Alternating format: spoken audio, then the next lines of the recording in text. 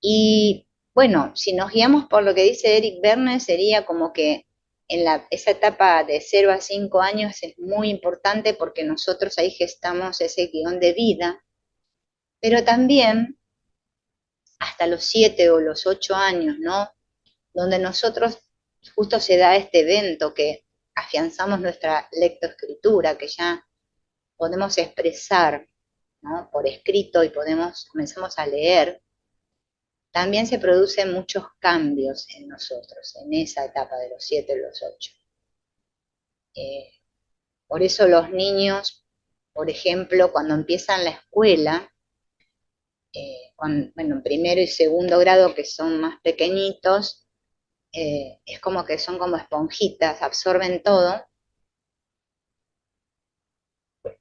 y se adaptan más fácilmente a las normas. Y cuando llegan a los 8, tienen como bueno, un cambio, no sé, diría el tercer año acá en Argentina, el tercer grado, donde los niños se ponen un poquito alterados y rebeldes, porque están en una etapa, bueno, los que son de escuelas Waldorf, que es una pedagogía acá, bueno, creo que en otros países también hay escuelas Waldorf, que están basadas en más que nada la teosofía. Ellos dicen que a esa etapa se termina de formar ese cuerpo etérico, ¿no? Que nosotros tenemos, y por eso es como que el niño está en ese estado. Esto se los digo así como para tener un conocimiento de que lo que pasa con nosotros, fue pasando con nosotros y qué pasa con los niños. Es decir que desde que nace y por varios años, el niño, o sea, ese niño o niña, se va programando.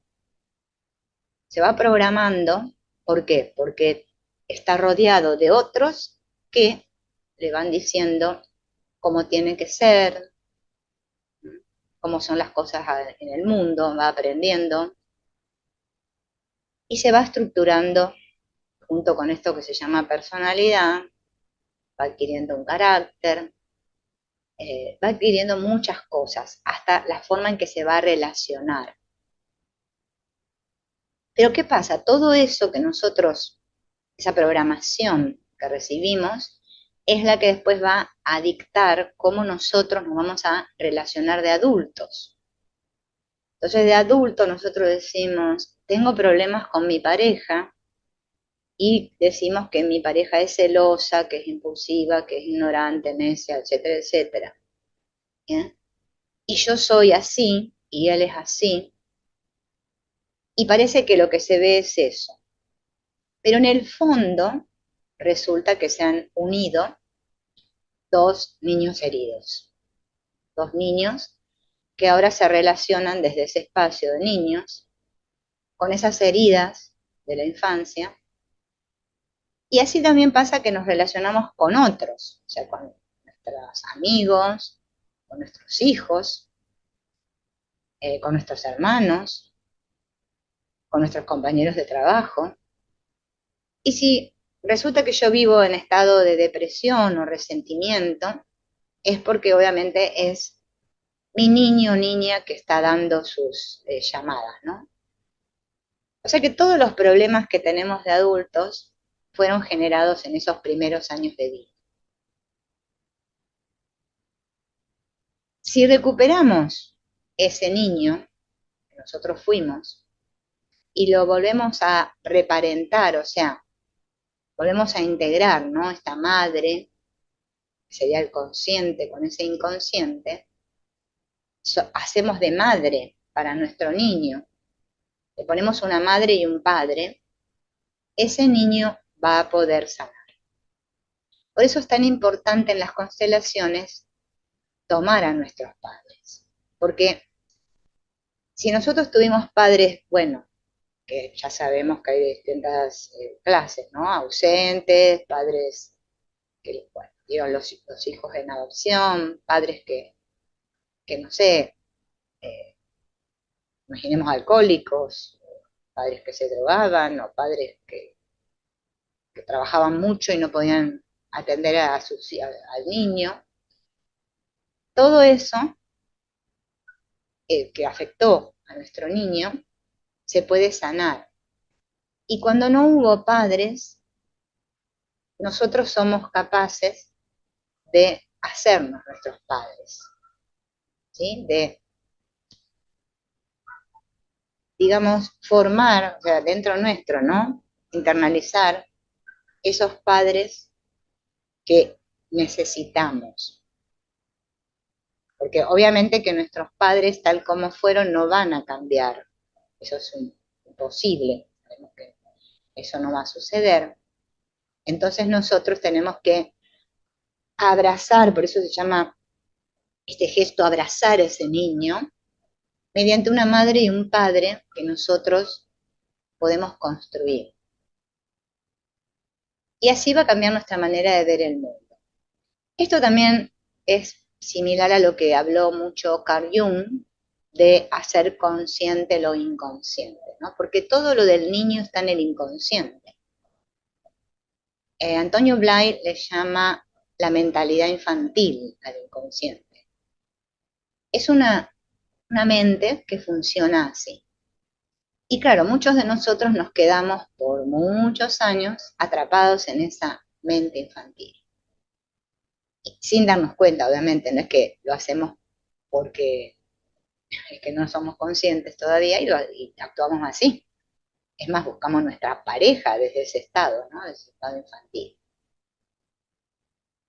Entonces, sanar estas heridas en cada uno de nosotros es como nutrirnos, ¿no? Como darnos ese alimento que no pudimos obtener cuando éramos niños. Nadie puede ser un adulto feliz y completo si no hace por lo menos el intento, aunque sea, de hacer que aflore a la superficie todo esto inconsciente, este niño, lo reconoce y lo recupera. Porque así es como nosotros vamos a poder gestionar nuestras emociones. Ese niño, esa parte de nosotros que siente como ese niño, está ahí esperando ser visto, podríamos decir. Por eso, fíjense en el efecto que tiene cuando nosotros sentimos en una constelación que nuestros padres nos ven. Conectamos con eso que está herido.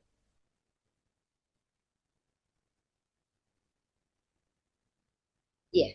Cuando yo adulto no puedo gestionar mis emociones, o sea, no puedo lograr abrazar esas situaciones, esas heridas desde mi adulto, no puedo abrazar a mi niño, es que le cedo el mando al niño herido y obviamente actúo en mi vida como ese niño herido.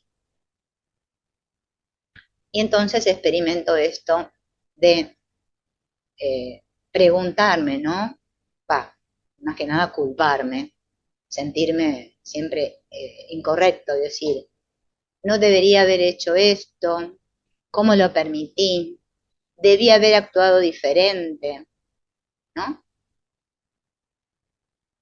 Y uno no puede hacer nada diferente hasta que no se dé cuenta que esta dinámica está funcionando ahí.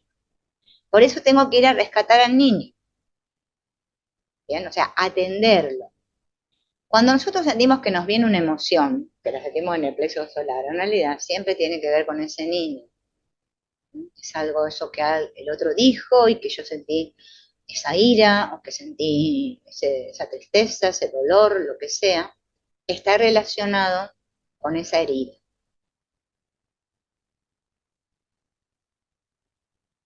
Bien. El tema es que nosotros no tenemos el hábito, podemos decir, de escucharnos. O sea, de escuchar a ese niño y tampoco escuchamos a los otros. Escuchamos como que lo que queremos escuchar, pero escuchar con atención nos cuesta bastante a todos. Porque no tenemos el entrenamiento de escucharnos, o sea, de atender nuestras emociones. Cada vez que viene algo, poder calmarnos ¿sí? Esa emoción que llega, porque nosotros, en cierto modo, tenemos cierto miedo de ir ahí y de contactar con eso. O sea, decimos que queremos ser felices, pero no queremos ir a ver esa oscuridad, ¿no? Eso que está ahí. Tenemos miedo de abrir la puerta. Y podríamos decir que los padres son la puerta de salida que le damos al niño. Cuando la puerta se abre, cuando nosotros honramos a nuestros padres, estamos abriendo la puerta para ir hacia la vida y justamente abrazar a ese niño, dialogar con ese niño. No es un diálogo igual que como el que mantengo con una persona, un amigo, bueno, mi pareja o otro que hable ahí. Es un diálogo interno. Es un diálogo en el que yo aprendo a afirmarme, a valorarme, a ser amable conmigo, a darme fuerza para poder afrontar las diferentes situaciones que se van sucediendo en la vida, ¿no?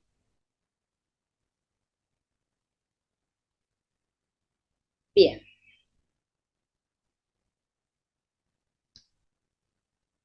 al inconsciente también se le llama la mente profunda. Muchos autores usan ese término, mente profunda, ¿por qué? Porque está en lo profundo. Y conectar con esa mente profunda, primero es que nos da miedo, porque para nuestra mente consciente eso es una zona en la cual no hay que ir, no hay que ir porque ahí, ¿qué me voy a encontrar cuando llegue ahí? Entonces dar el primer paso hacia ese movimiento de ir ahí es como que lo vamos retrasando. Una manera de descubrir, porque primero yo tengo que descubrir mi herida, dónde está mi herida, porque hay diferentes tipos de heridas. Algunos padecemos todas las heridas y otros, bueno, tendrán más una herida que otra. Es anotar. Escribir es una actividad muy sanadora. A veces uno tiene resistencia a escribir, pero es que escribiendo uno va descubriendo muchas cosas de uno mismo. El tema es que yo tengo que escribir cuando realmente viene la alarma, o sea, cuando suena la alarma, que yo siento, ay, estoy desbordada por esta situación, me trajo esta emoción a flote, llámenle cualquier emoción, ¿eh? Ira, miedo, tristeza. Anotar, tener como un registro, bueno, algunos le llaman diario, ¿no? Un cuaderno donde yo anoto qué surgió en ese momento y qué suceso desencadenó eso. Porque es que en nuestra experiencia van sucediendo muchas cosas, pero no todas las cosas nos desbordan o nos hacen activar la alarma. Hay cosas que pasan y no nos damos cuenta, pero hay cosas que sí. Una palabra que dijo alguien, una mirada, una actitud, algo, una situación X que a mí me activa. Es bueno cada vez que yo tenga una situación que me activa, anotar la situación y anotar la emoción que se desencadenó debido a esa situación. Eso nos hace empezar a conectar un poco con nuestras emociones que bastante las evadimos.